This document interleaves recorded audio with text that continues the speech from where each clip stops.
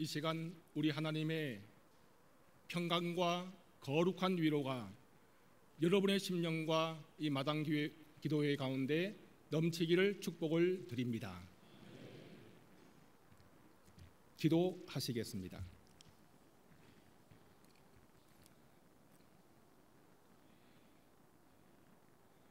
이 시간 연약한 자가 하나님의 말씀을 전하고자 하오니 성령님 기름 부으시고 입술에 파수꾼을 세워주시며 당신의 말씀이 가감없이 당신의 온전한 뜻이 선포되게 하여 주시옵소서. 우리의 연약함을 이 시간 고백하오니 하나님의 능력으로 채워주시고 우리의 무지함을 고백하오니 하나님의 지혜로 채워주시며 우리의 빈곤함을 고백하오니 하나님의 부요하심으로 넘치게 하여 주시옵소서. 이 시간 목회자로서 여호와 샬롬의 하나님을 선포하며 이 시간 간구하오니 하나님의 평강으로 이 공동체를 가득 채워 주시고 여호와 라파의 하나님의 이름을 의지하오며 이 시간 간구하오니 이 자리의 모든 심령과 모든 육체를 주 예수 그리스도의 이름으로 치료하여 주시옵소서. 여호와 이레의 하나님을 의지하며 간구하오니 하나님 가장 아름다운 미래, 이들의 영혼과 가정과 이 공동체와 하나님의 교회의 가장 아름다운 미래를 예비하여 주실 줄로 믿습니다. 여호와 니시 하나님, 두려워하지 않고 믿음으로 전진하기를 소원합니다. 예수 그리스도의 이름으로 승리하는 진정한 제자들, 진정한 공동체가 되게 하사 주님의 이름만이 높임을 받고 하나님의 영광이 선포되는 거룩한 승리가 있게 하여 주옵소서. 예수님의 이름으로 기도하옵나이다. 아멘.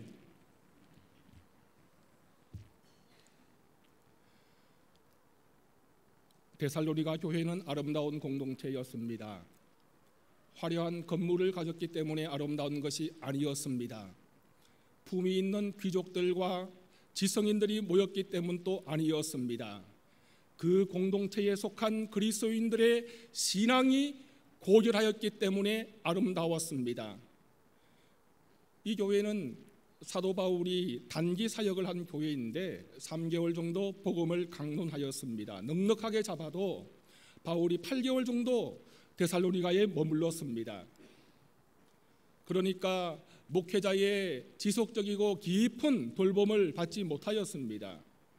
그리고 교인들의 숫자도 적었습니다. 그런데 이후에 데살로니가 교회에 대한 소문은 마게도냐 지역 전체의 교회들에게 감동을 주었고 이 도시 저 도시 이 마을 저 마을 방방곡곡의 그리스도인들이 데살로니가 교회 지역에서 흘러나온 생명의 향기에 매료되었습니다. 그들의 신앙은 마게도냐와 아가야에 있는 모든 믿는 자들의 본이 되었다고 말씀은 기록하고 있습니다. 그들의 믿음의 본이 각 지역으로 퍼지고 확산되고 가슴 뭉클한 울림을 주었습니다. 지금 한국교회가 사랑의 교회 마당 기도회에서 울려 퍼지는 울림에 귀를 기울이고 있습니다. 그 파장으로, 그 영적인 파장, 그 도덕적인 파장으로 우리들의 가슴에 거룩한 떨림이 일어나고 있습니다. 여러분을 통하여 한국교회의 수많은 목회자들만이 아니라 무수한 평신도들과 신학자들이 복음의 본질이 무엇이냐, 교회의 본질이 무엇이냐 다시금 생각하며 또한 여러분을 진심으로 축복하고 기도하고 응원하고 있음을 꼭 기억하시기 바랍니다. 여러분을 생각할 때마다 목회자인 제가 정신이 번쩍번쩍 들어요. 지금 사도 바울은 데살로니가 교인들의 신앙을 평가하면서 믿음과 소망과 사랑에 대해서 아주 특이한 방식으로 칭찬과 격려를 하고 있습니다. 여러분, 믿음과 소망과 사랑이 없는 사람이 어디에 있습니까? 믿음, 소망, 사랑이 없는 그리스도인이 어디 있습니까? 이 자리에 있는 여러분들도 모두 저마다 나름의 또 진실한 믿음과 소망과 사랑이 있을 것입니다. 또 기독교의 각 입문한 초신자들에게도 믿음, 소망, 사랑이 있고 어린 학생에게도 있습니다. 심지어 교회에 속하지 않은 사람들에게도 자기 나름의 믿음, 자기 나름의 사랑, 자기 나름의 소망이 있습니다. 그런데 본문을 자세히 보면 사도 바울은 그들의 믿음을 믿음의 역사라고 하였고, 사랑은 사랑의 수고라고 표현하고 있으며, 소망은 소망의 인내라고 말씀하고 있습니다. 그러니까 그들의 믿음과 소망과 사랑이 단지 머리의 생각이나 입술의 신앙 고백에만 머무는 추상적이고 막연한 것이 아니었다는 것입니다. 그 믿음, 소망, 사랑의 질이 다르고 색채가 다르고 강도가 달랐습니다. 바로 그것이 그들의 신앙을 아름답게 하였고 하나님 보시기에 아름다웠으며, 바로 그 지점에서 모든 교회들에게 영향을 미치는 신선한 생명력과 향기가 흘러나왔던 것입니다. 믿음의 역사라고 하였습니다. 그러니까 진정한 믿음은 역사하는 믿음, 행함이 있는 믿음이란 것입니다. 여기 역사라는 단어는 헬라어로 에르곤이라고 해요. 에너지란 말과 어글이 같습니다. 그러므로 참된 믿음에는 에너지가 있습니다. 그러한 믿음을 가진 자에게는 그 에너지로 인하여, 그 에너지의 운동을 통하여 일어나는 역사가 있는 것입니다. 행동이 따르고 손과 발과 이 신체가 움직입니다. 그리하여 새로운 일이 발생하고 새로운 하나님의 역사가 진행되는 것입니다. 야고보서에서는 행함이 없는 믿음은 죽은 믿음이라고 했는데, 거기에 행함이란 단어도 에르곤입니다. 사도 바울이 데살로니가 교회 교인들의 믿음을 보니까 그 믿음은 공허한 믿음도 아니었고 입술에 말만 있는 믿음이 아니었고 실천하는 믿음이었다는 것입니다. 19세기 옥스퍼드 대학의 유명한 비평가 러스킨이 강의를 하러 강의실로 가는데, 비가 내린 직후라서 이 캠퍼스 강의실로 가는 길이 진흙탕이 되어서 이 교수가 매우 불편하게, 또 온몸에 몰골이 엉망이 되어서 강의실에 겨우 도착했습니다. 또 학생들도 어수선한 분위기에서 또 지각도 하고 분위기가 모아지지 않았습니다. 러스킨이 말합니다. 여러분, 비가 내려서 길이 엉망이 되어 제가 이 모양 이 꼴이 되었습니다. 여러분들도 불편했습니다. 우리 어떻게 해야 할까요? 그때 한 학생이 말합니다. 길을 고쳐야 합니다. 그때 러스킨이 말합니다. 그렇습니다. 그렇다면 지금 당장 나가서 길을 고칩시다. 머리로만 아는 지식은 아무 소용이 없습니다. 그래서 수업도 하지 않고 모두 진흙탕 길로 가서 길을 고쳤습니다. 그날 그 경험은 학생들에게 최고의 수업이었습니다. 최고의 비평이었습니다. 진정한 지식은 실천하는 지식이라고, 그걸 온몸으로 배웠습니다. 그 이후에 옥스퍼드 대학의 학생들과 심지어 이 자리에 있는 저와 여러분에게도 강력한 레슨을 주고 있지 않습니까? 옥스퍼드 대학은 그 길의 이름을 러스킨의 길이라고 이름을 지어 주었습니다.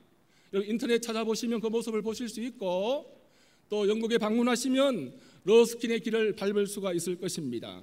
머리로만 아는 지식, 행함이 없는 믿음을 가진 오늘날의 수많은 명목상의 그리스도인들에게 도전을 주고 있는 스토리인 것입니다. 여러분, 제가 아주 어릴 때는 저기 꽃피는 동백섬에 부산에서 자랐습니다. 그리고 또 학창 시절은 저기 대구에서 자랐고요. 결혼하고 나서부터 서울에서 살았습니다. 대한민국 대도시만 북상하면서 지금 올라오고 있는데, 아마도 통일이 되면 제가 평양에 갈 것 같아요. 대도시만 돌아다니는 도시 사람처럼 보이지만 사실은 제가 우리나라에서 가장 멋진 곳에서 태어났습니다. 섬에서 태어났습니다. 그 섬이 어딜까요? 울릉도입니다. 그럼 제가 왜 울릉도에서 태어났느냐? 제 아버지가 고기 잡는 어부였던 것이 아닙니다. 스토리가 있습니다. 저희 아버지가 신학교에 다닐 때에 교수님 한 분이 교실로 들어오셔서 여러분 지금 울릉도에 교회를 개척하는데 목회자를 요청하고 있습니다. 여러분 가운데 누구 한 분 가주셔야 되겠습니다. 가실 분이 있으면 이 시간 자원하십시오. 그러자 무거운 침묵이 흐르고 모두가 고개를 숙였습니다. 왜냐하면 교수님과 눈이 마주치지 않으려고. 그때 한 신학생이 저요 하고 손을 들고 일어났습니다. 그분이 누구였을까요? 저희 아버지입니다. 근데 그때는 울릉도에 가려면 통통배를 타고 요즘은 한 3시간 정도 몇 시간만 하면 가는데 하루 종일 걸려서 가고 또 풍랑을 만날 또 위험도 있었습니다. 또 거기서 목회하는 동안에는 신학 수업을 중단하고 휴학을 해야 했습니다. 학업을 중단하지요. 졸업이 늦어지지요. 목사 안수도 동기들에 비해서 몇 년이나 늦어지지요. 그러니까 쉬운 결정이 아니었던 것입니다. 거기서 저희 아버지가 3년 동안 교회를 개척하시면서 계실 때에 하늘이 내려주신 옥동자가 태어났습니다. 접니다. 서린봉의 전기를 받고 또 푸른 동해의 에너지를 받아서 이렇게 반듯하게 제가 태어났습니다. 그러니까 울릉도는 저에게 관광 명소이기 이전에 또 독도는 우리 땅 민족의 상징이기 이전에 또 제가 태어난 곳이기 이전에 행동하는 한 신앙인의 상징이요 저의 아버지의 믿음의 역사의 현장인 것입니다. 여러분께서 지금 이 자리에 앉아있는 그 자체가 우리 주님 앞에서 신실한 믿음의 고백이고 믿음의 역사요 행함인 줄로 저는 믿습니다. 여러분, 이 자리가 한국 교회사회에서 차지하는 의미가 얼마나 깊은지, 영적인 의미가 얼마나 깊은지 영의 눈을 뜨고 투명하게 바라보시기 바랍니다. 행함이 있는 믿음은 믿음의 역사를 만들어내어 하나님의 뜻을 이루어 가는 것입니다. 또한 사랑의 수고라고 하였습니다. 그러니까 진정한 사랑은 수고하는 사랑이란 것입니다. 수고란 말은 가벼운 말이 아니에요. 원어에 의하면 약간 수고하는 것이 아니라 힘든 고역을 하고 또 어려움에 처하고 곤란을 겪는다는 그런 의미를 담고 있습니다. 성경이 말씀하는 사랑은 어떤 사랑입니까? 성경이 가르치는 사랑은 수고를 마다하지 않는 힘든 노역을 수반하는 사랑이다. 이것이 창세기부터 요한계시록까지 기록된 사랑의 실체입니다. 하지만 세상에서는 사랑은 뭐냐? 사랑은 느낌이라고 합니다. 사랑은 feeling이다. 필이 꽂혀야 되고 전기가 와야 한다. 그런데 여러분 아시잖아요. 전기가 오는 사랑, 저도 경험해 봤습니다. 전기가 오는 사랑은 수명이 길어도 3개월입니다. 만약에 남녀가 만난 지 3년이 되었는데도 계속해서 강력한 전기가 온다면 그것은 소설 속의 이야기이거나 자기의 신체에 정말 그런 현상이 지속적으로 3년이 되었는데도 발생한다면 거기 가서 상담을 좀 받아보십시오. 전기 오는 사랑만이 진짜 사랑이라고 생각한다면 한평생 나에게 전기를 공급해주고 그런 느낌을 자극해주는 어떤 대상을 찾아 공허하게 떠돌아다닐 수밖에 없는 그런 인생이 되고야 말 것입니다. 사랑에는 멋진 하나님이 준비해 두시고 선물하시는 멋진 분위기도 있고 느낌도 있고 감동이 있습니다. 하지만 사랑에는 고통과 아픔이 수반될 때도 있는 것입니다. 아기가 병원에 입원했습니다. 기침을 쿨럭이면서 그렇게 쿨럭쿨럭 잠을 이루지 못하면 엄마 가슴이 아기보다 더 아프고 찢어질 듯이 통증을 느낍니다. 밤새워 간호합니다. 거기에 무슨 고상한 분위기가 있고 거기에 무슨 감동적인 느낌이 있습니까? 그저 애처롭고 마음이 아픕니다. 여러분, 그게 바로 사랑입니다. 그것이 수고하는 사랑인 것입니다. 저희 교인 중에 전신마비가 된 장애인 남편을 15년간 변함없이 간호한 집사님이 계십니다. 처음에 4년 동안은 부인과 어린 세 자녀가 병원에서 살다시피 하며 간호했습니다. 여기 가까운 아파트에 살던 잘 나가는 직장인이었는데 등산 가서 낙마를 해서 전신이 마비되었습니다. 치료비 때문에 그 엄청나게 비쌌던 아파트 다 날리고 전 재산 다 날아가고 친척들도 다 끊어지고 친구들도 아무도 없어지고 제가 그걸 봤습니다. 제가 그 형제에게 세리를 주었습니다. 평생 교회 문턱을 한 번도 밟지 못했던 그 형제인데 갈 때마다 기도해주고 복음을 전하여 마침내 의사소통이 정확히 되지는 않지만 그가 끄덕이는 그 고백을 통하여 그걸 증거로 하여 제가 성부, 성자, 성령의 이름으로 세례를 주었습니다. 10수년간 침대 곁을 지키면서 여러분, 여성으로서 예쁜 옷도 입고 쇼핑도 하고 싶지 않겠습니까? 서울 바깥에 한 번도 나가지 못하고 누구나 가기도 하는 비행기 타고 해외여행 한 번도 가지 못하고 방구석에 갇혀 있었습니다. 여러분, 위대한 사랑입니다. 수고하는 사랑입니다. 진정한 사랑이 거기에 있습니다. 성경은 교제하는 사랑, 성령 안에서 함께 기뻐하고 축제하는 아름다운 잔치하는 영성을 가르치고 또 아가서의 구약의 아가서의 솔로몬과 술람미 여인의 러브 스토리 같은 감미로운 그런 사랑도 말씀하고 있지만 수고하는 사랑과 환대하는 사랑을 우리에게 요청하고 있습니다. 사랑은 관념이 아닙니다. 이 몸을 움직이고 수고로 이어지는 섬김이 될 때에 실체적인 사랑이 되는 것입니다. 예수님께서 선한 사마리아인의 비유를 통하여 우리에게 가르쳐 주시는 것이 무엇입니까? 바로 이것입니다.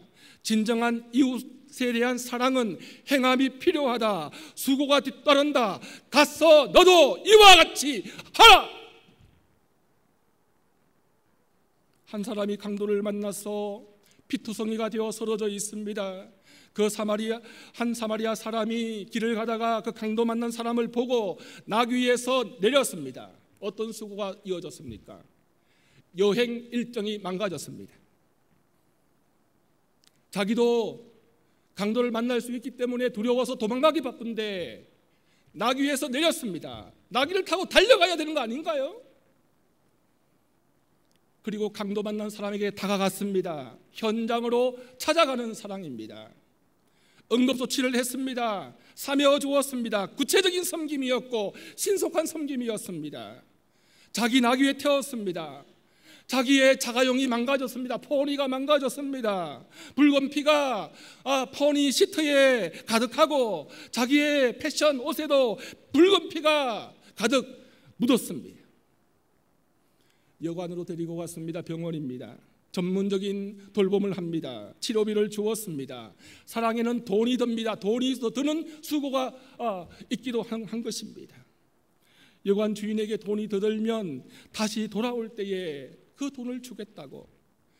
일회적인 시혜적인 섬김이 아니라 지속적인 돌봄이었습니다. 사랑은 자기가 하던 일을 중단하고, 그러니까 시간이 남아서 한 것이 아니고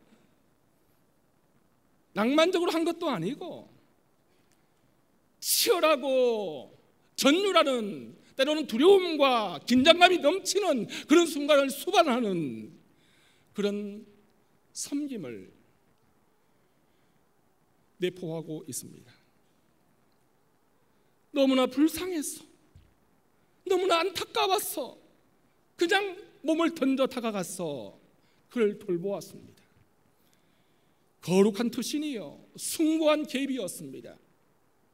이것이 바로 하나님의 마음 긍휼에서 출발된 섬김이었고, 하늘 높은 곳을 떠나서 이 땅으로 성육신하셔서 우리를 위하여 구체적인 섬김의 삶을 사시다가 마지막에 십자가를 지신 우리 주 예수 그리스도의 그 사랑, 그것이 수고하는 사랑인 것입니다. 사랑은 감정의 유의가 아니라 땀을 흘려야 하는 수고를 감당하는, 기꺼이 감당하는 마음입니다. 하지만 수고하는 사랑에는 하나님이 주시는 놀라운 기쁨이 담겨 있습니다. 사랑과 희락과 기쁨과 화평은 성령의 열매인데 항상 함께 움직입니다. 함께 주어집니다. 김동호 목사님 교인 중에 저기 지방에서 설렁탕집을 운영하고 계시는 분이 있는데 한 번은 신방을 가셨답니다. 대화를 하는데 그분이 이렇게 간증하셨어요. 목사님, 제가 한평생 설렁탕 밥집을 하지만 언제나 예수님을 대접한다는 그런 마음으로 손님들을 대접합니다. 이것이 저에게 최고의 기쁨이며 하나님께서 그런 기쁨을 저에게 주십니다. 수고하는 사랑 속에 담겨 있는 비밀과 신비입니다. 예배를 드리고 찬양하는 것도 기쁨이지만 수고하는 섬김에도 하나님은 기쁨을 포장지 속에 담아두셨습니다. 즐겁게 밥 먹고 대화하고 교제하는 것에도 어떤 소소하고 깊은 기쁨이 있지만 주방에서 요리하고 설거지하는 것도 기쁨이어야 합니다. 제가 예전에 목회를 바쁘게 할 때는 집안일을 도와주지 못했는데 요즘 개척을 해서 시간이 좀 많아요. 제가 하루에 설거지를 3번 합니다. 밥을 딱 먹고 나면 그냥 제가 정리해서 설거지를 깨끗하게 하고 그리고 잘 말리고 또 찬장에 이걸 다 넣습니다. 또 빨래를 하면 빨래를 잘 개어서 거기까지만 하면 풀 서비스가 아니고요. 수건은 수건대로, 속옷은 속옷대로, 아들 옷, 아내의 옷, 제 옷을 분류해서 서랍에 넣고 옷걸이에 걸어야지 풀 서비스예요. 아이, 기쁘더라고요. 그래서 제가 지난 월요일 날 청주의 쌍샘 자연교회라는 교회에 교수님들과 함께 포럼을 갔는데 제가 그 셀프 찻집이 있어요. 차를 마시고 나서 제가 그걸 다 받아가지고 제가 설거지를 다 했습니다. 아니야, 설거지를 안 하니까 좀 느낌이 이상해요. 그래서 설거지를 정성껏 하니까 얼마나 기분도 좋고 분위기도 좋고 또 이게 또 이제 말로 표현할 수 없는 신선한 그런 게 있어요. 섬김 가운데, 수고하는 섬김 가운데 주님께서 주신 그 기쁨을 여러분 삶 가운데, 일상 가운데 하나님의 일을 하면서 경험하실 수 있는 여러분이 다 되시기를 바랍니다. 또한 데살로니가 그리스도인들에게는 마지막으로 소망의 인내가 있었습니다. 그러니까 인내가 있는 소망이 진정한 소망, 참된 희망이다. 데살로니가 교회 교인들은 믿음 때문에 많은 환난을 받았습니다. 하지만 소망 가운데 인내했습니다. 또 오늘 말씀 앞부분에 보면 환난 가운데서 성령의 기쁨으로 말씀을 받았다고 하였습니다. 말씀을 받는 것, 이것이 바로 환난을 견뎌내는, 말씀을 묵상하고 말씀을 붙잡고 말씀 위에 내 존재와 내 가정과 내 삶을 세우는 것, 이것이 역경과 시련과 아픔과 인생의 모든 고통 가운데서 희망을 잃지 않고 자신을 지탱하며 전진할 수 있는 방법입니다. 영적인 비결입니다. 소망이 있다면 그 고통이 견딜만 하고 오랜 기다림일지라도 기꺼이 감당할 수 있습니다. 우리 인간은 연약하기 때문에 이 소망이 없으면 흔들리고 절망하게 되지요.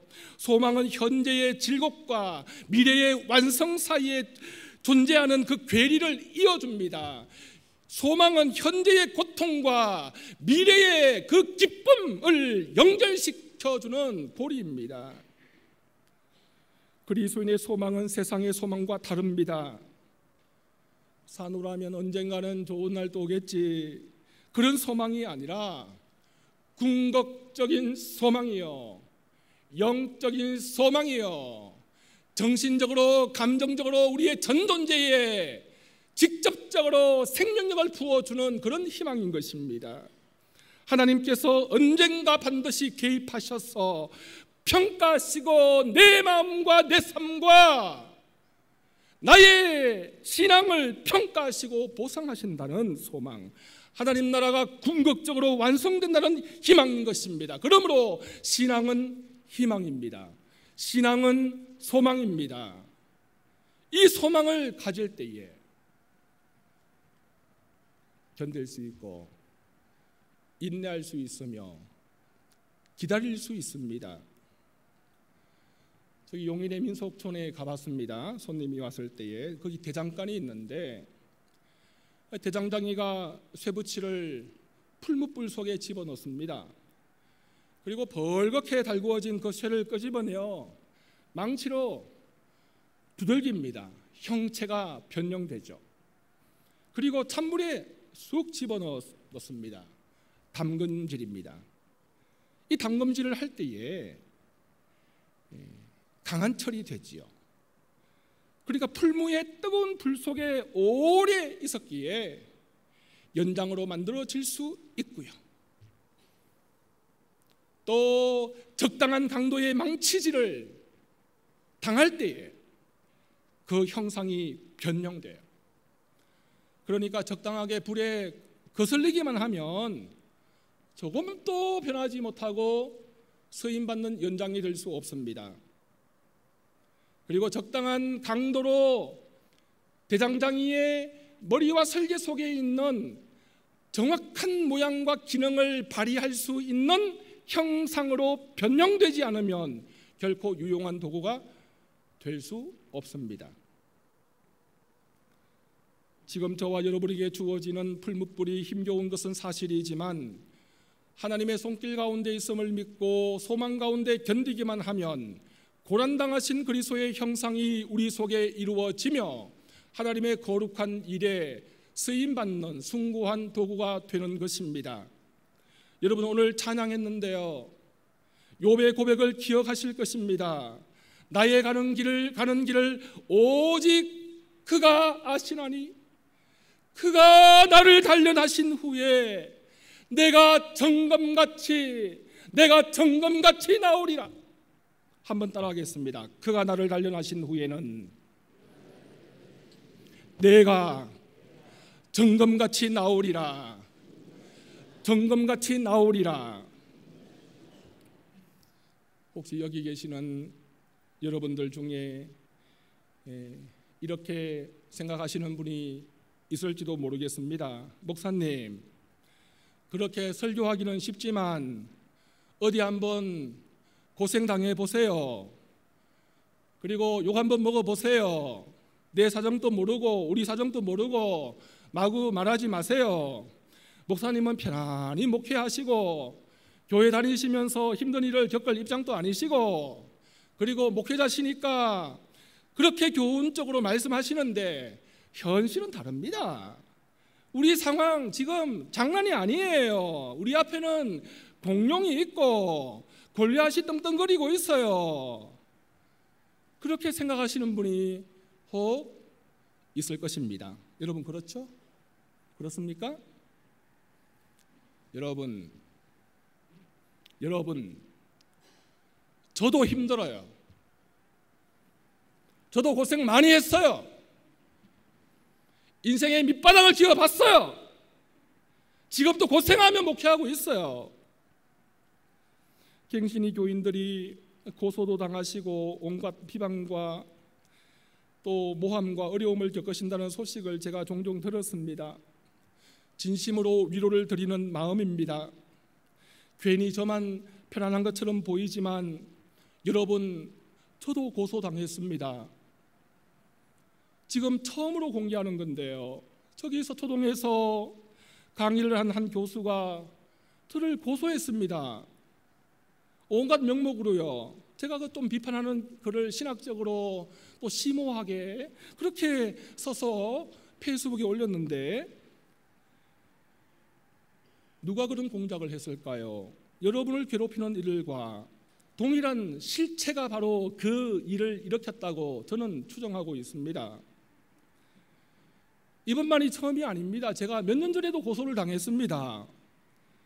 목사가 고소를 당한다고 하니까 여러분 참 우습지요.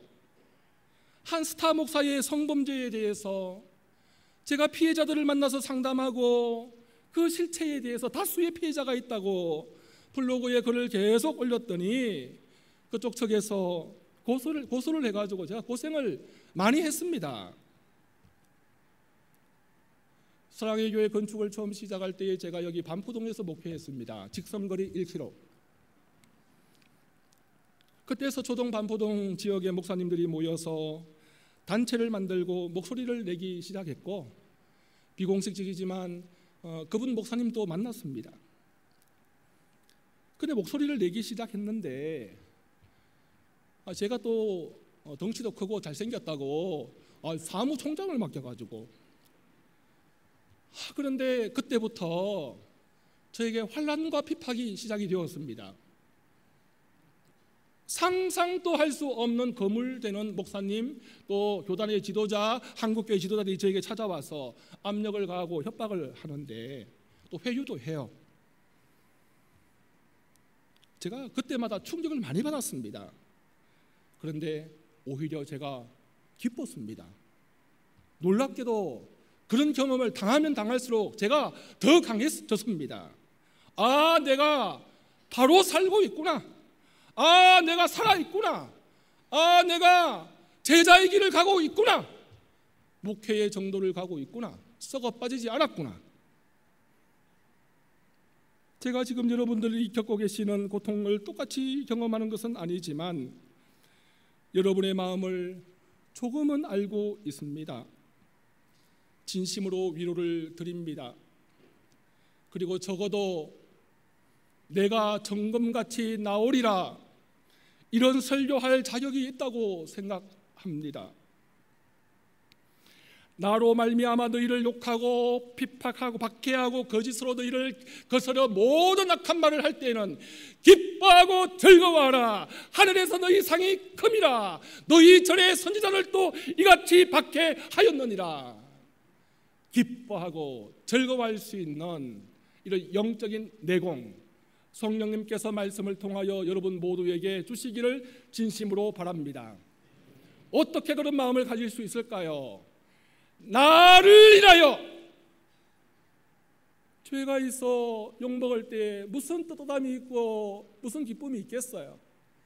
하지만 아벨의 죄 없이 죽임을 당한 아벨의 피로부터 의인이신 예수 그리스도께서 빌라도의 법정에서 거짓된 재판으로 정죄를 당하시고 십자가에 죽으시고 요한계시록의 수많은 성도들이 박해를 당하는 성경의 의인의 고난의 그 연속선상에 내가 존재하고 있음을, 나 자신을 거기에 위치시킬 때에 예수 그리스도를 위하여 내가 이 고통 이 아픔 겪지만 성령님께서 할 말을 주시고 위로하시고 이기게 하실 줄로 믿으시기 바랍니다.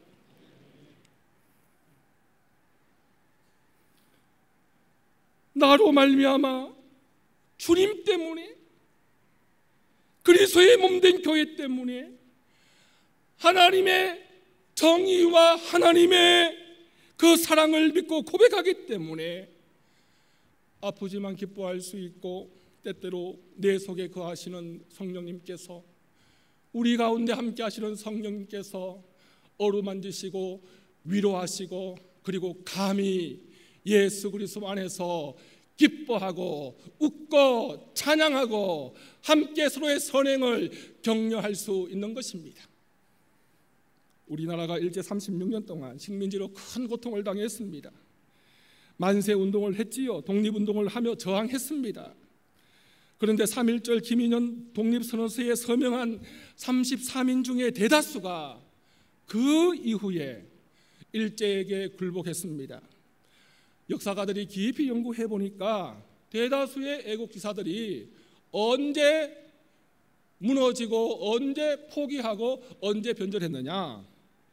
1941년부터 1945년 사이에 다 넘어졌습니다. 그토록 민족을 사랑하고 지조가 굳센 그 지사들이 왜 붕괴되었고 언제 친일파가 되었습니까? 1940년은 일본이 가장 영화로운 때였습니다.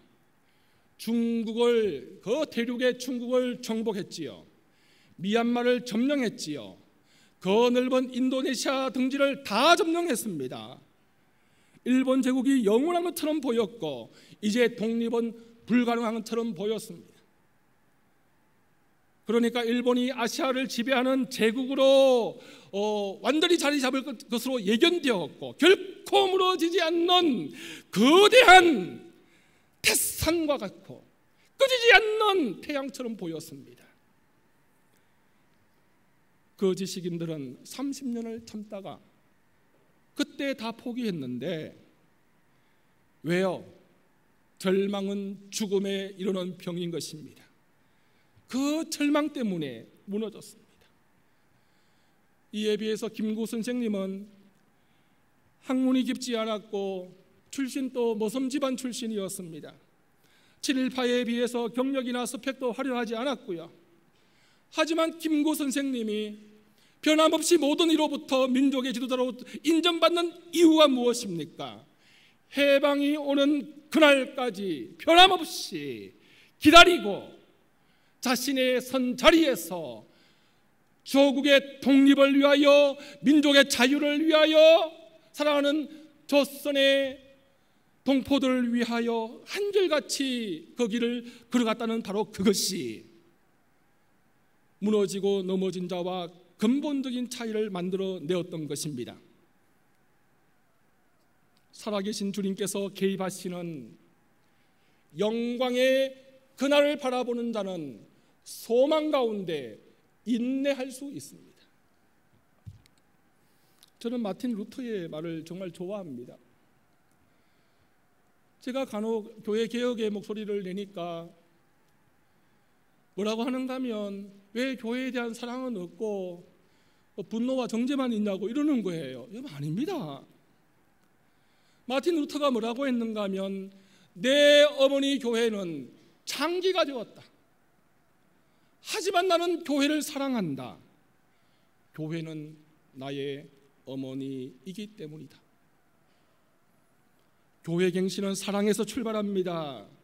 그 사랑을, 교회에 대한 사랑을 붙잡기에 지탱됩니다.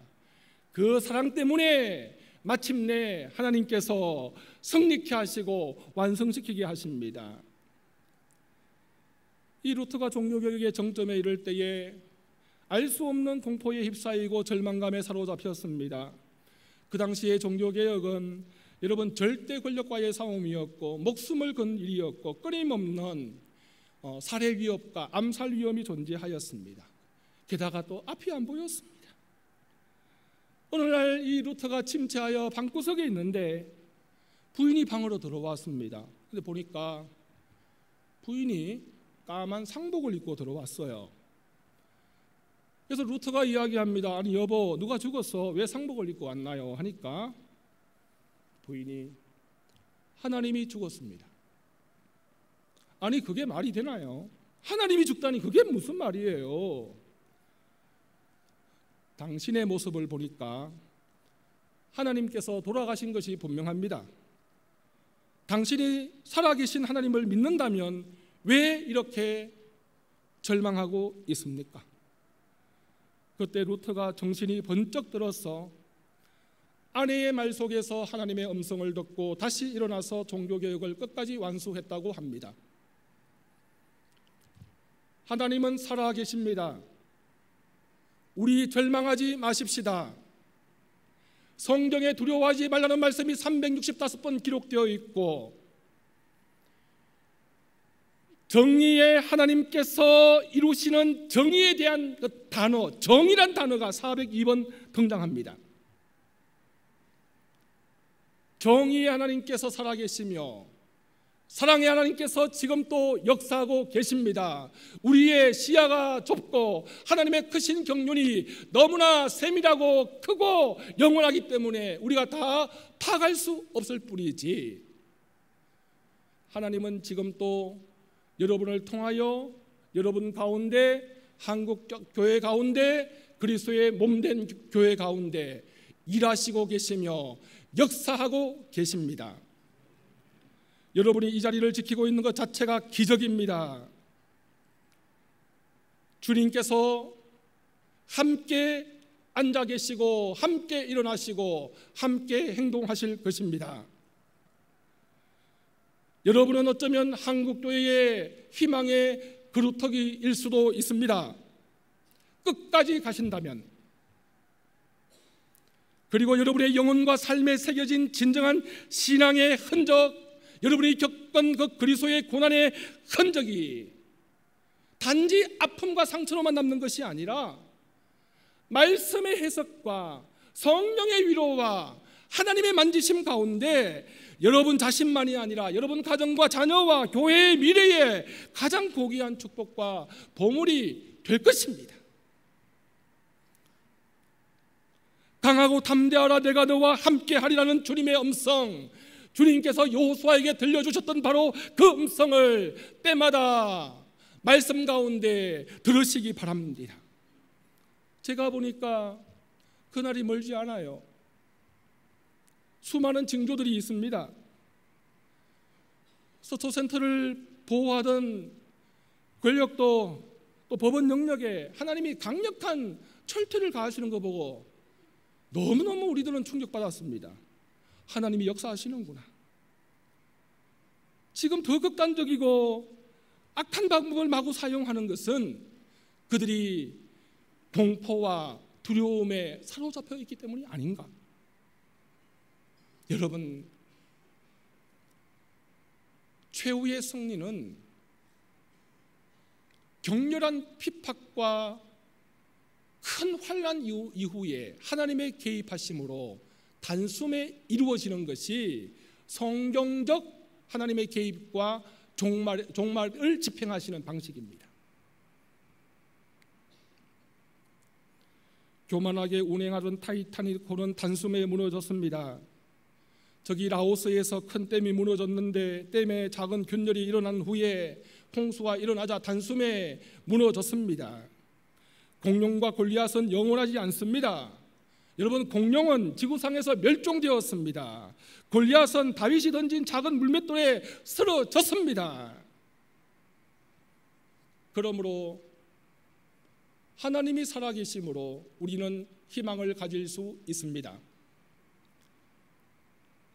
말씀을 마무리합니다. 데살로니가의 그리스도인들처럼 여러분, 받은 바 말씀과 복음을 살아내시고 실천하시는 행함이 있는 이 믿음을 계속하여 견지하시기를 간곡히 당부드립니다. 하나님의 인도하심으로 여기까지 걸어오신 여러분, 한결같이 묵묵히 한 걸음씩 한 걸음씩 찬양하면서 또 감사하면서 손에 손을 맞잡고, 그리고 때로는 성령 안에서 기뻐하며, 아니 믿음 안에서 내가 스스로 기뻐하며 주님께서 걸어가신 그 길을 끝까지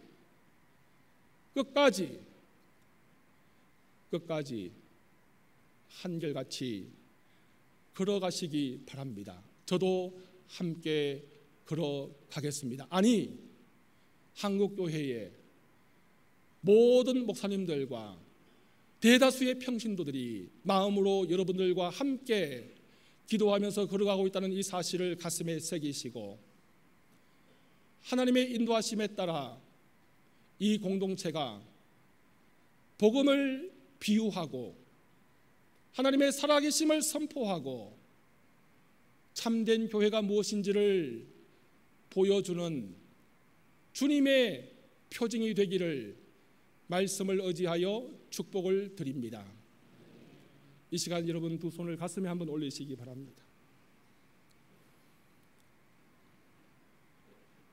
이 시간 고요한 침묵 가운데 오늘 말씀을 자신에게 적용하면서 자신만이 들을 수 있는 작은 목소리로 혹은 침묵으로 말씀을 적용하며 우리 함께 고요히 기도하겠습니다. 아버지,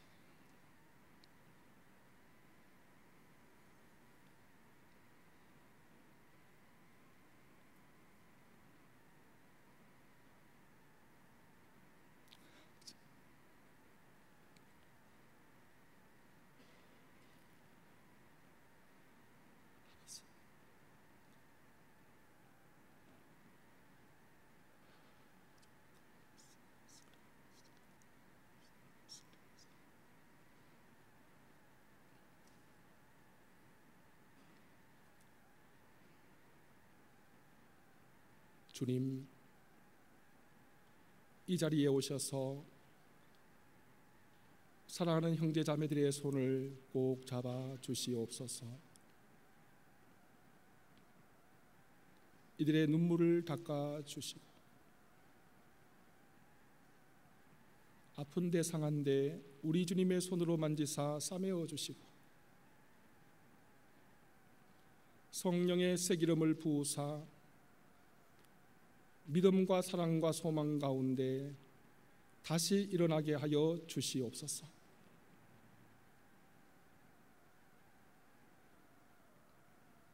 이 시간 말씀을 통하여 성령으로 말미암아 고요하고 잔잔한 영적인 부흥이 이 자리에 임하게 하여 주시옵소서.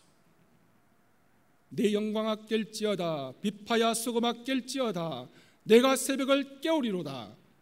이 시간 주님, 어둠을 밝히며 새벽을 깨우는 종소리처럼 이 공동체와 이 자리에 있는 모든 주님의 제자들이 그 입술과 인격과 삶과 실천을 통하여 어두운 한국교회와 이 사회를 밝히고 깨우는, 어둠을 제거하는 주님의 작은 종소리가 되게 하여 주옵소서. 예수님의 이름으로 기도드립니다. 아멘.